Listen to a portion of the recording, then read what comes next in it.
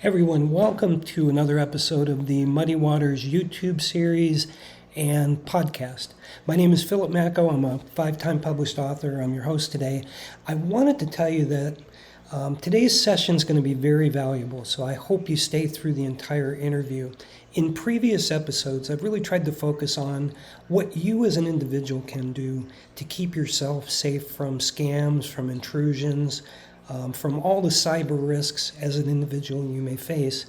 But now I'm starting to expand out to take on topics around business. And businesses, whether they're small or large, face significant risk from cyber criminals.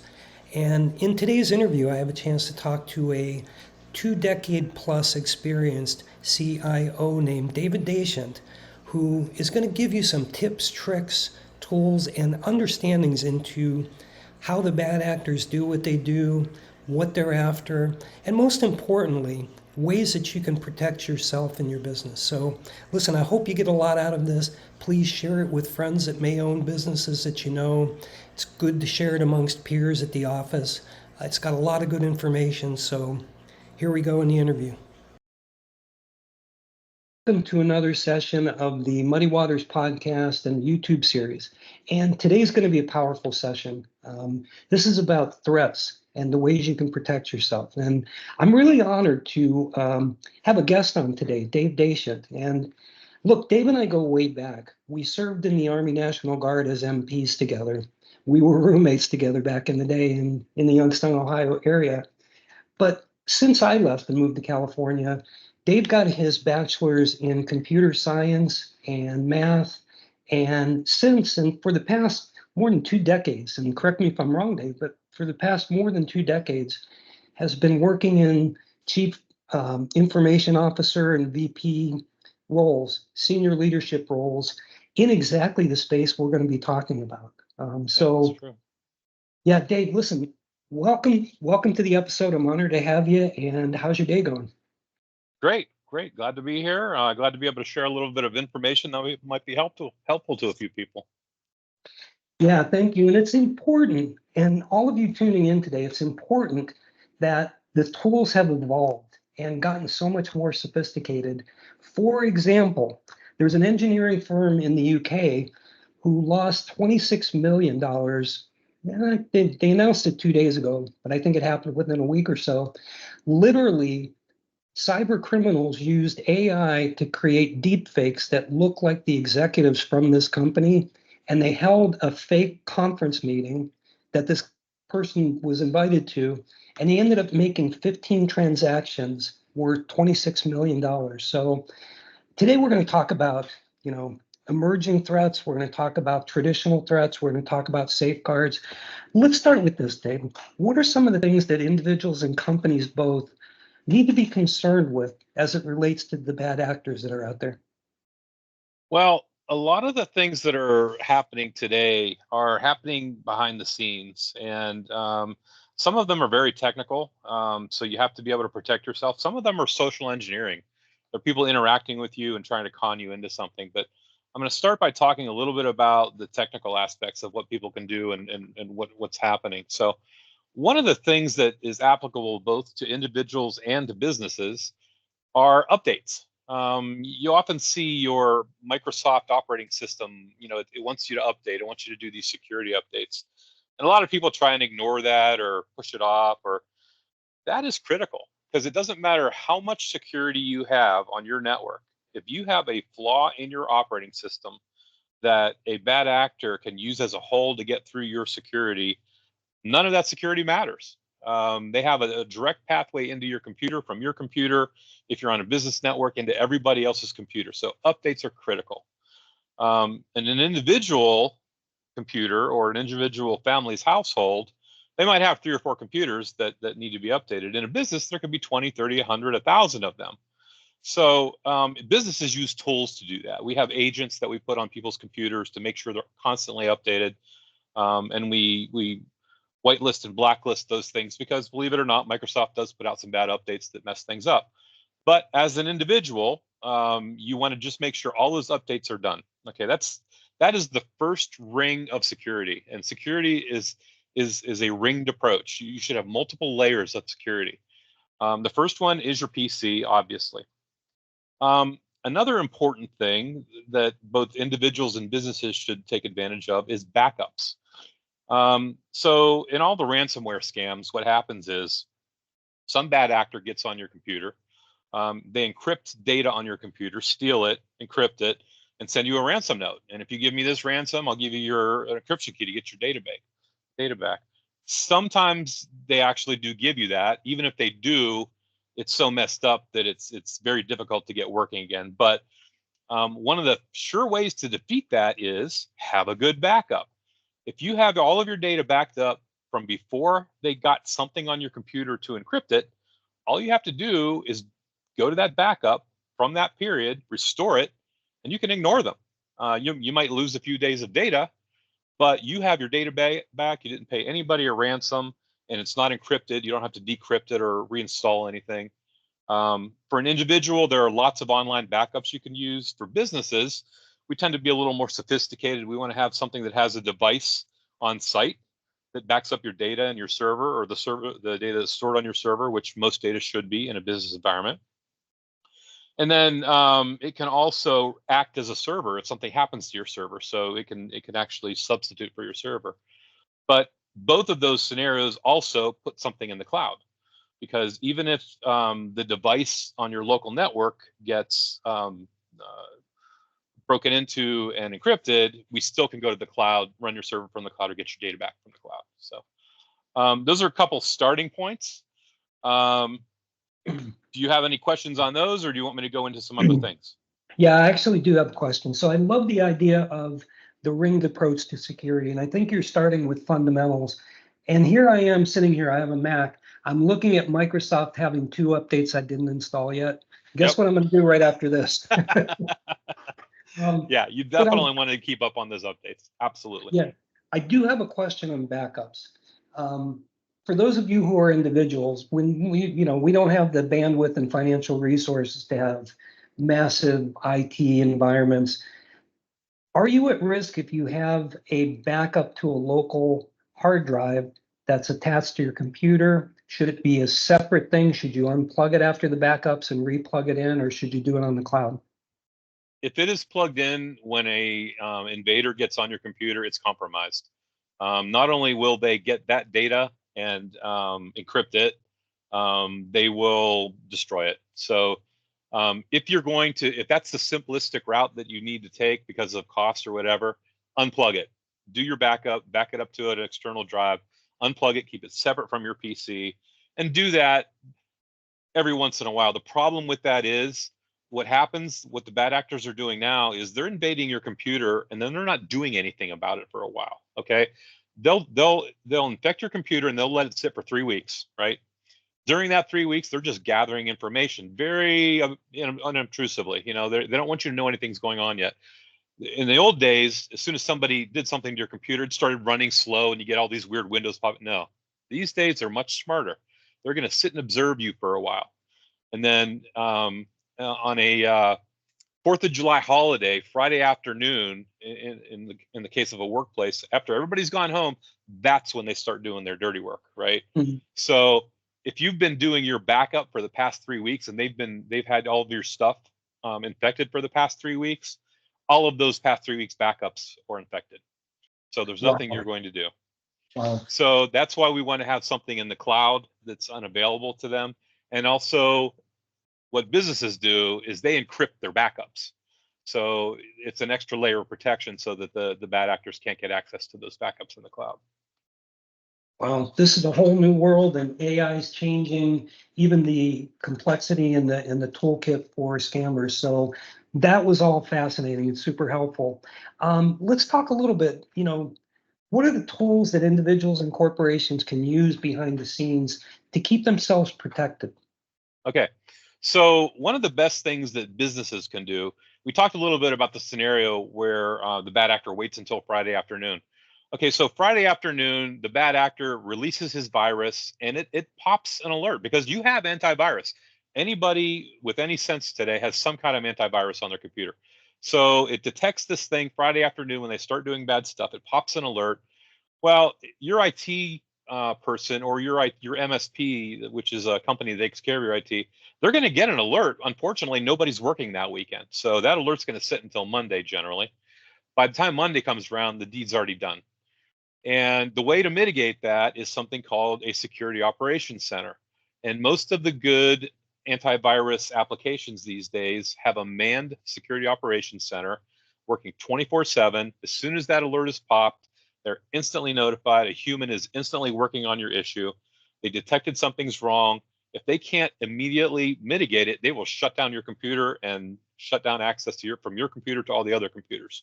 So Wow. it's instantly dealt with. Now that's a little tough for individuals to justify an expense of a security operations center. Businesses, it's really not that bad. Definitely the way to go if you're a business. You want to have not just antivirus anymore. You want to have antivirus that has an accompanying security operations center. Okay. Other things that you can do are things like so there's a product called Cloud Response, and a lot of times things happen overseas.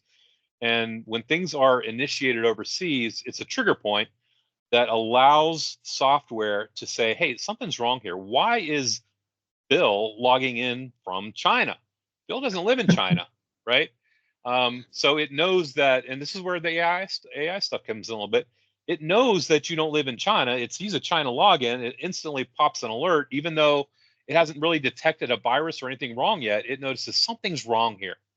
So it's Mm. going to say, okay, Phil, I'm going to call you. Why are you logging in from China? And you're going to say, oh, I'm not logging in from China. All right, we've got a problem. And if it can't reach you, again, it's going to, shut down your PC, shut down access to your PC. So that's another of the tools that can work. Something very important today that your bank, you're already doing it because your bank makes you do it, and that's multi-factor authentication. Any software that will allow you to do multi-factor authentication where you have a separate device that you have to authenticate with, do it. That is one of the most effective things that can possibly be put in to prevent somebody from gaining access to your technical equipment. There are applications now where you can store multiple authentication points for different applications and different companies and different tools.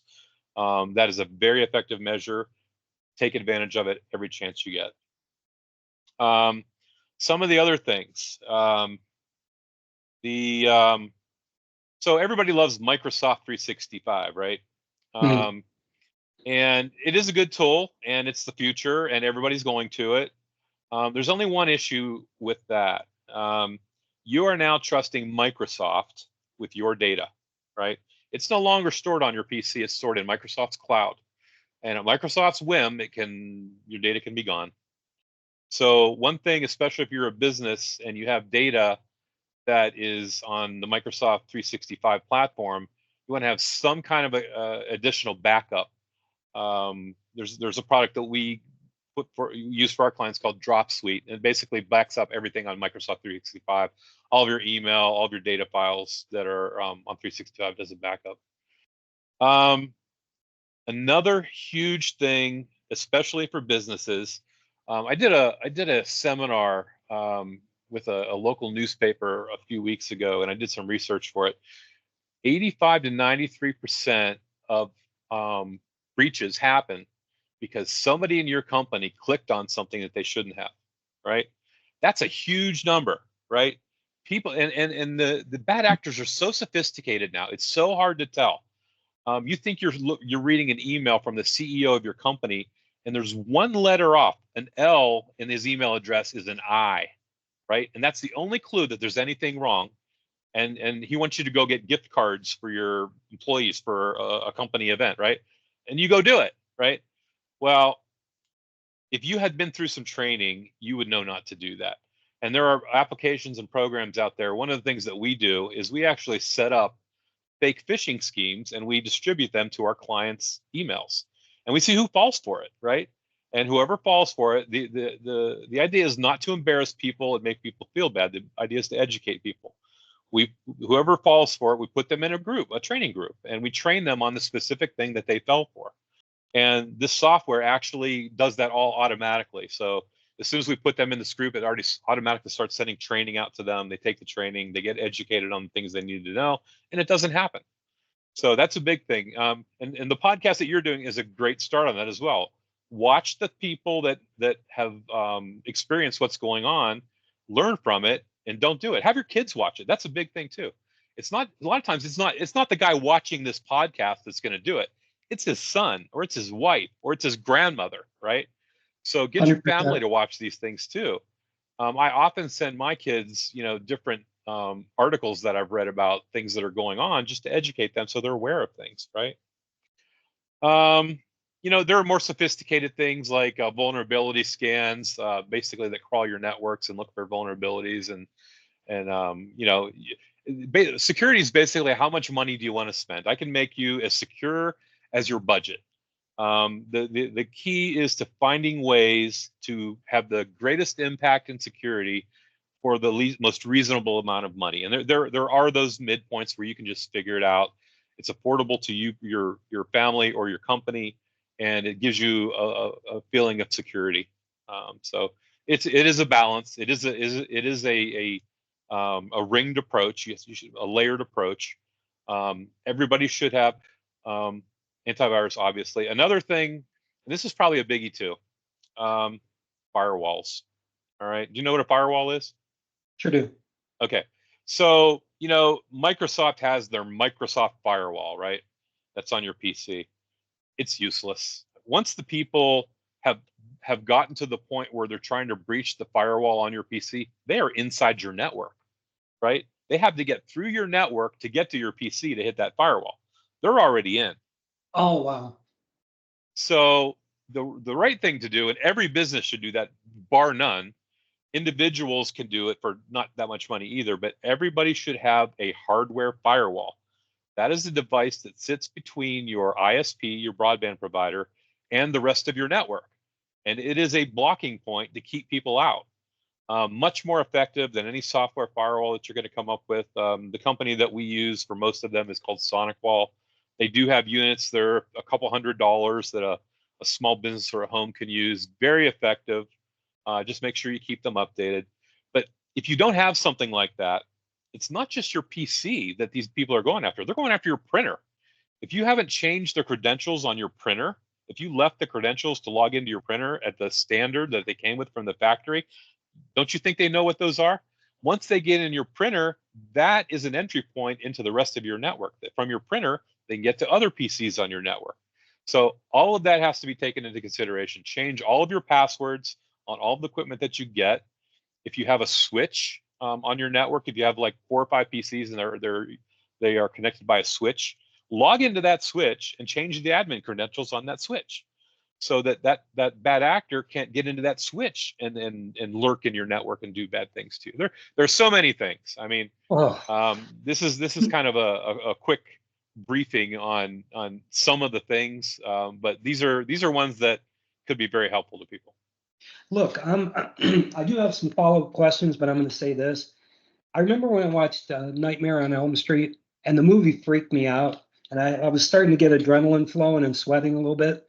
Listening to what you just said to me about printer entries, and I started to get the same Nightmare on Elm Street sweats. Holy cow. The sad thing, Phil, is that I've seen all that. I've seen many instances of breaches where people got in through printers, they got in through switches, they got in, they didn't have their SonicWall firewall updated properly. They didn't have the proper zero-day threat. Because all that zero-day threat stuff, it's in a file with the security companies, right? The only way that you're protected against it if your firewall or your PC or your server is constantly being updated with all of the different capabilities to stop those things. So it's extremely important to keep everything updated. Whew. Yeah, you know what I'm going to be doing tonight. But I did have a couple follow-up questions. Sure. I love the fact that you're doing, fake phishing messages. Actually, it's just a comment, not a question. Then I'll get to the question. I subscribe to QuickBooks, and I got an email that I almost clicked on from QuickBooks. I read it once, read it twice, read it 3 times, and then realized it wasn't a capital B, it was an 8. Yep. I almost fell for it, but I Yep. was like, okay, I'm going to check this address and I'm going to look at it closely. and you have to do those things. So I commend you for putting that security piece in place. Yep. You touched on social engineering, and when you're thinking about, what was that, 85 to 93% of the breaches are because somebody clicked on something they shouldn't have. Oftentimes that originates with somebody who appears to be credible or part of an organization, and in fact they're not. And that's the tip of the iceberg into social engineering. But if you would talk a little bit about what social engineering is. So a lot from a consumer standpoint, a lot of them are initiated by companies purporting to be some kind of security company. They contact you either through an email or a phone call, and they say, "Hey, we learned that you have a breach. We're here to help you. We want to make sure that we're taking care of you." They might say they represent a popular antivirus company that maybe that you subscribe to. Maybe I'm from AVG. We got an alert that you have a virus. If you're an IT guy, your initial thought is, why would you have an alert that I have a virus? But if you're not an IT guy, you think, well, I've got this AVG antivirus. They must know a lot. I better talk to this guy, right? You're hooked. And it's in the old days, it was some guy with an Indian accent, and you're instantly suspicious because he's not from your country. These days, you don't know. First of all, with AI, they can duplicate any voice they want. They can have people working from anywhere they want. They can have definitely Americans and native English speakers in their sweatshops. And usually these people are not doing this willingly. Some of them are. Some of them are real scumbags, and they're doing it for the money. Others are captives, and they have quotas. And if they don't make their quotas, they get beat. So they're motivated to steal your money so that they don't get hurt, right? So it's a sad state of affairs, but they are very convincing. They know what they're talking about from a technical perspective, and a lot of times the people they're talking to don't. So they're very convincing on the things that they try to get you to do. The tip-off usually is, if you go down the road with these people, they're not going to want standard methods of payment. They're going to want you to go out and get gift cards. They're going to want some Really? untraceable. There's a lot of different scams out there, but that usually comes down to they don't want to be tracked. So if you give them your credit card number, that is traceable back to them if they do a transaction on your credit card. So they want some method of payment that is not going to be tracked back to them. And you know what?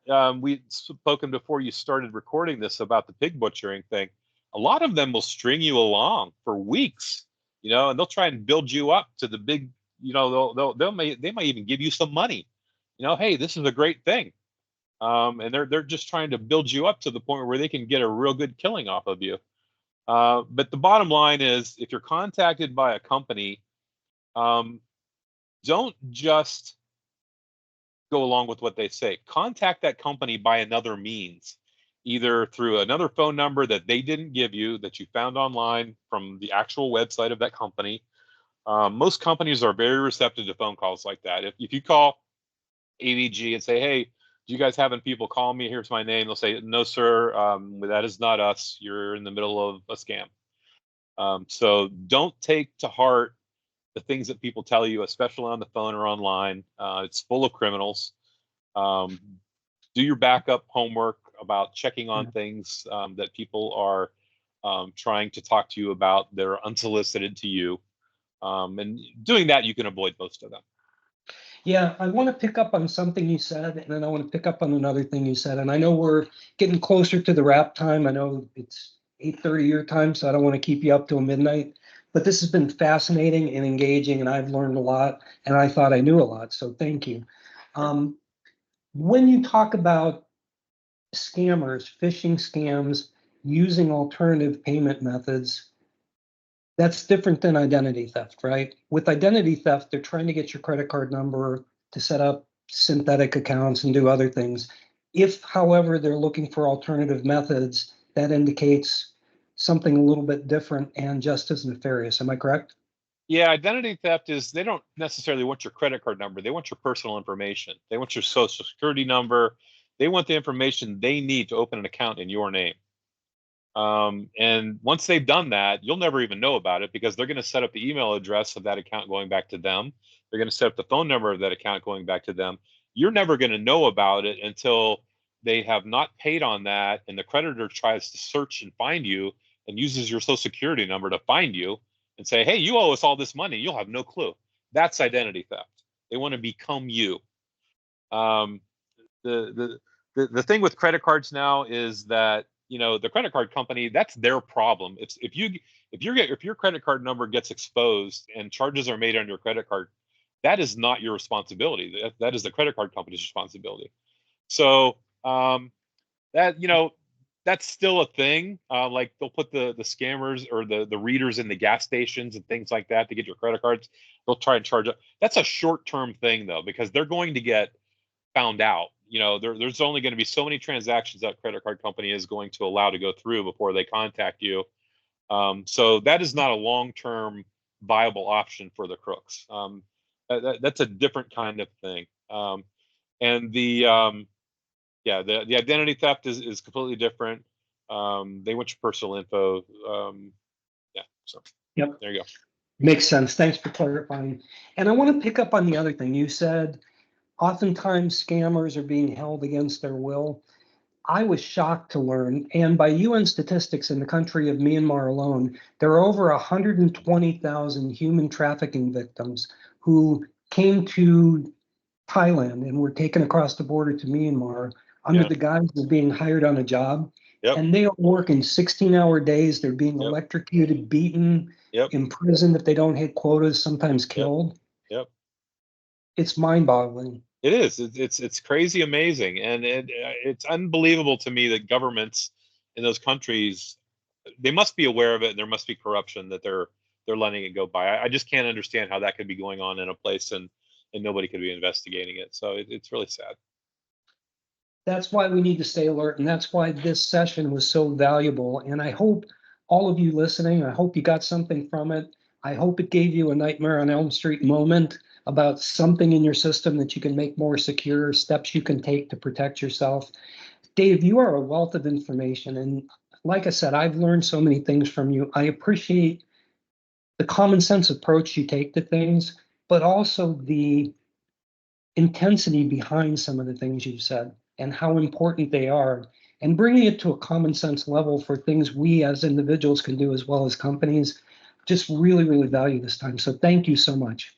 You're welcome. And it's unfortunately it's all learned through experience. I've seen all these things happen to different companies and people, and it's just it's sad. It's sad that the world is in the state it is with these kinds of things, and hopefully we'll stay ahead in the arms race and eventually make it not profitable or interesting for these people to keep doing this stuff. Maybe AI can help us too.